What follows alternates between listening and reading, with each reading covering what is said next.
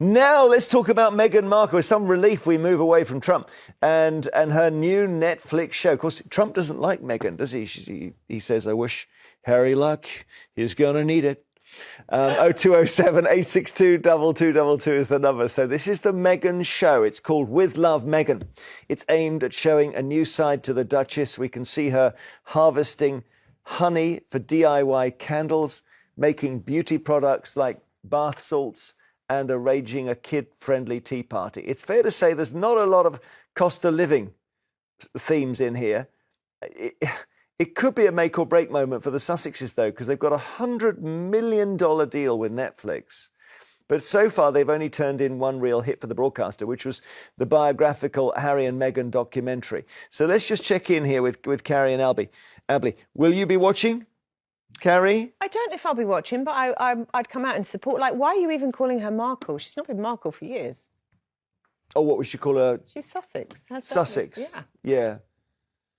I don't know. It's just this diminishing of her. I don't think people call Kate Middleton. Yeah, come on. You know, I know their surname is Matt Windsor. I hadn't even clocked that. I mean, Meghan Markle's her name, but also the royal title thing is somewhat of an issue. What do you think? Will you watch it? It's interesting, right? If nothing else. I'll probably watch a bit of it, but I just can't help but think when I see Meghan doing these things, or Meghan and Harry doing these things, I just think, gosh, there could have been so much more than wannabe Martha Stewart's on Netflix.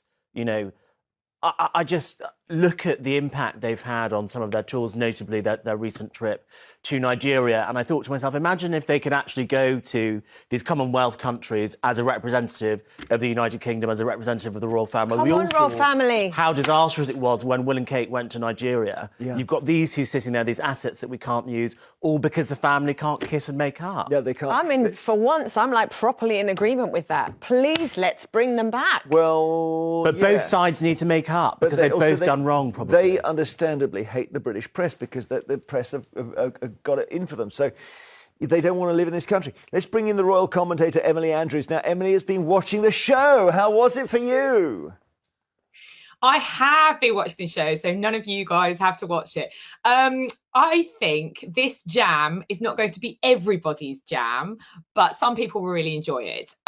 Some of it is, I mean, as you said, Jeremy, she hates the British press, but I did wonder whether she was auditioning as a sub-editor for a tabloid in some of the scenes, because she likes to come out with these little headlines or these little bon mots, such as when she's beekeeping, she says, good vibes, good hives. There's quite a lot of that kind of little play on words that she obviously quite likes. Let's have a look at I think we've got the harvesting honey clip. So the last time we came and checked on the bees was a couple months ago. Yeah. But you checked on them. I was here since, and they're doing well. Okay. But this is one of my favorite times of the year. Oh, they're busy. Busy bees. Talk about good vibes. We're about to immerse ourselves in like 70,000 good vibes. Good vibes for good hives. I didn't think beekeepers had to wear those suits anymore. They suddenly realised that bees don't sting unless you really make them cross. But I wouldn't go next. I would be happy to do it. Emily, what else? What else? Well, I mean, the show is it looks great. There's a lot of scenery of the Californian countryside. Every episode, there's 8 of them, about 35 minutes each. Everyone is themed around, like there's hosting a children's tea party, or having the girls around for brunch, and here we see her friend Mindy Carling, and she's helping Mindy, who's a new mum, do a children's tea party. I mean, I have to say, none of my children's tea parties have ever looked like this. And frankly, if you introduce 3-year-olds, 4-year-olds, 5-year-olds, even just 2 of them, I don't think it would last for very long. Everything's curated. Everything looks beautiful. I think people will watch this and maybe see perhaps the side of Meghan that she always wanted to show us. The, yes, heavily curated side, but also she loves entertaining. She loves, entertaining for her friends. She loves making bath salts for when guests come to stay. there's not much reference to her royal life. There's only 2 real moments, one of which is right at the end when she hosts a party for her business. I wasn't quite sure what the business is. Maybe her business is making things for her friends, but Harry is there.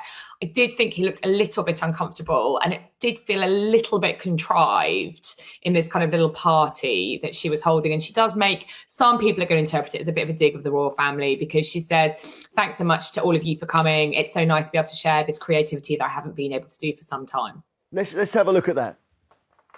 That's good, right? You did a great job. Thank you.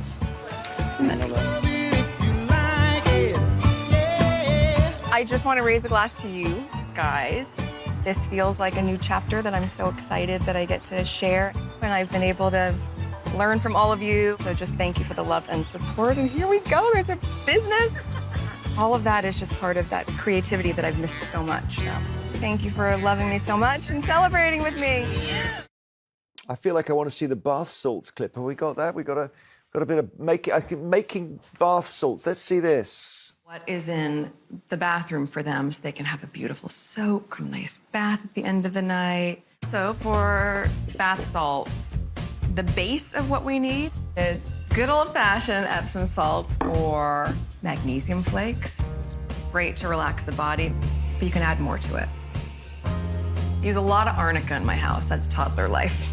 Lots of bumps and bruises. And arnica oil is great for treating small bruises. Yeah, I don't want to be negative, Emily. It just feels like that's a long way from a lot of people's lives right now.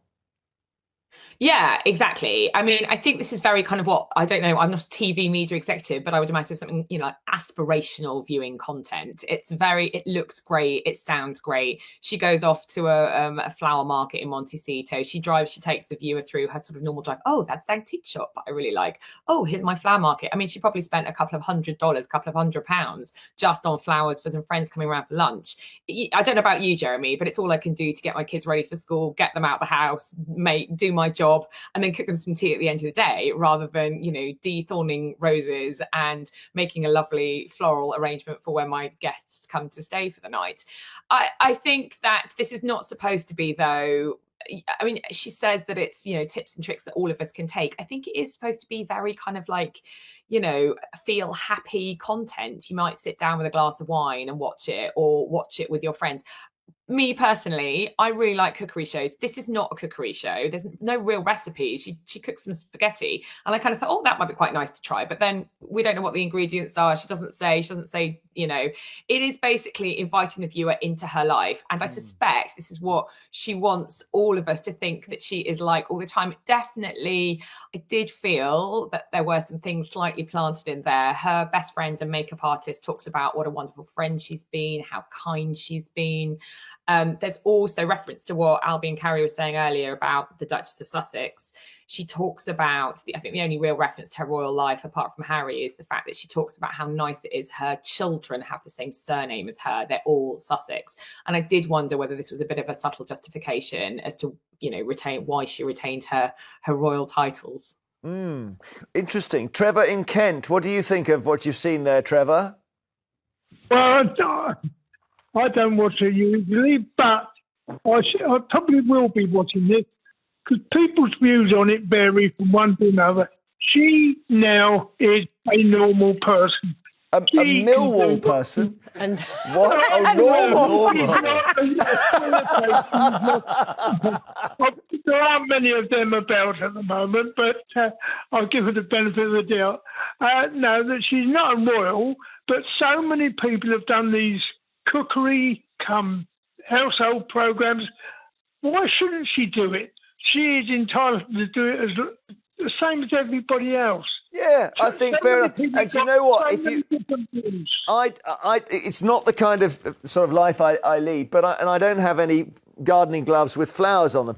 But I like seeing the lives of people who do. Yeah, so it's not the life we lead. That's why we all love watching Housewives of Bel-Air, right? That's why we love those programmes. It's also right in the pocket for Gwyneth Paltrow's Goop. It's very much where you know there will be lines that will follow, you know, products that will follow this. I think it's also got a little bit of Red Table Talks, Jada Pinkett's podcast series, where it's having friends, having those discussions. I think this shows a side of her that we haven't seen. Albie? More and more I'm thinking the most interesting thing about Meghan Markle is that she's married to Prince Harry and she's semi-royal. I mean, I was kind of watching those clips just thinking, gosh, actually, she's quite boring. And when Emily told us that the only references to the royal family were at the end, where it was a dig, we all saw it, I didn't really hear much of a reference, and her talking about how happy she is to have the same surname as her children. I want the dirt. I want the tea. That's why I tune in to Meghan and Harry. And that's not her house, by the way. Show. Emily, I'm just thinking, we should have seen the inside of her house, surely, for this. Well, that's a good point, Jeremy. It's not actually filmed in her house. She's been quite open about that. Although the way the TV programme is structured, if we hadn't been told that in advance or someone hadn't found it out, I think, from obviously, reporters on the ground in California, you might think it was her house because she talks about people staying over. Oh, look, Daniel Martin's just arrived. Oh, look, hello, my darling friend Mindy. You would think it was her house. It's not. They rented it for the shoot. She's done one big interview with the American press for People magazine. It's a big celebrity magazine out in the US, along the same vein as the TV show, painting her as a lovely person. And she's talked about why she didn't want 80 production crew in her own home. She has got young kids, age 5 and 3. But some people are going to say it is quite fake and contrived. But as Carrie said, other people, I think, will love it. It is very much that kind of Martha. Hey everyone, welcome back to Royal Sussex Squad. If you're here for positivity, truth, and standing up for Prince Harry and Meghan, you've come to the right place. Today we're diving into Meghan's latest Netflix project, With Love, Meghan, and shutting down the tired, baseless criticisms from the usual haters. But before we get into it, don't forget to subscribe and support the channel through Super Thanks. So, Meghan Markle is back with a fresh, inspiring show, and as expected, the media vultures are circling, trying to spin it into something negative. The series is all about creativity, wellness, and living a fulfilling life, yet certain commentators can't stand to see her thriving. One of the most ridiculous criticisms, that the show is too polished and not relatable. Seriously? Since when is it a crime for a woman to take pride in her work and present something beautiful? The hypocrisy is glaring. When Kate does a polished photo shoot, it's called elegant. But when Meghan creates a well-curated show, suddenly it's unrealistic. Then there's the tired, wannabe Martha Stewart nonsense. Let's be real, Meghan doesn't need to wannabe anyone. She is a successful, accomplished woman who has built her own platform despite relentless attacks. Her ability to focus on positivity and empowerment after all the abuse she's faced? That's strength, that's resilience, and that's exactly why they fear her. And of course we have the ongoing disrespect, calling her Meghan Markle instead of acknowledging her royal title, while Kate conveniently keeps hers. The double standard is exhausting. Meghan is the Duchess of Sussex, whether they like it or not. And let's talk about the irony. These same critics whine about Meghan and Harry stepping away from royal duties, but when they find success on their own, it's a problem? The truth is they wanted Meghan to fail. They wanted Harry to come crawling back. But instead, they're thriving, and it's driving the haters mad. At the end of the day, With Love, Meghan is a reflection of a woman who refuses to be broken by negativity. It's about joy, connection, and living with purpose.